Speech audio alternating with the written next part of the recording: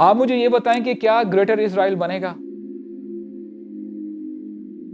ہمیں اتنی دیر نہیں لگنی چاہیے اس کو جواب دینے میں. It has no evidence. آپ کو قرآن میں نہیں ملتا، آپ کو سنت میں بھی نہیں ملتا، نہ آپ کو اسلاف سے ملتا ہے. This is what the psychological operation is. وہ پہلے ہی سے دیکھیں، جب کوئی جنگ ہونی ہوتی ہے نا، سب سے پہلے اوپوننٹ کو نا سائیکولوجیکلی ڈیفیٹ کرنا پڑتا ہے. 1.5 بلین مسلمز یا آلموسٹ 25% پاپولیشن ہے مسلمانوں کی، اور آپ حال دیکھیں کہ اچھا جی گریٹر اسرائیل تو بننا ہی بننا ہے، انہوں نے اب آنا ہی آنا، ہمارا کرنے نہ کرنے سے کیا فرق پڑ جاتا ہے. It has no evidence. ہاں ان کی کتابوں میں ضرور لکھا ہوا ہے. تو کیا ان کی کتاب ہمارے لیے حجت ہے؟ نہیں، ہمارے لیے حجت نہیں ہے. ان کی بائبل میں لکھا ہوا ہے، ان کی تالمود میں لکھا ہوا ہے، ان میں یہ بھی لکھا ہوا ہے کہ a great battle has to be done، اور انہوں نے جگہ کو بھی جو ہے اسائن کیا ہوا ہے. But when it comes to اسلام اس کی کوئی جو ہے دلیل نہیں ہے. بات یہی ہے کہ very soon state of Israel will perish, اور جب وہ قوم جس کے اوپر اللہ تعالیٰ کی لعنت ہے، اگر وہ اس پوزیشن پہ آ جائے کہ وہ رول کرے دنیا کو، تو سمجھ جائیں قیامت بہت قریب ہے. سمجھ جائیں یہ قیامت کی نشانی ہے، اور سمجھ جائیں کہ اب آپ کو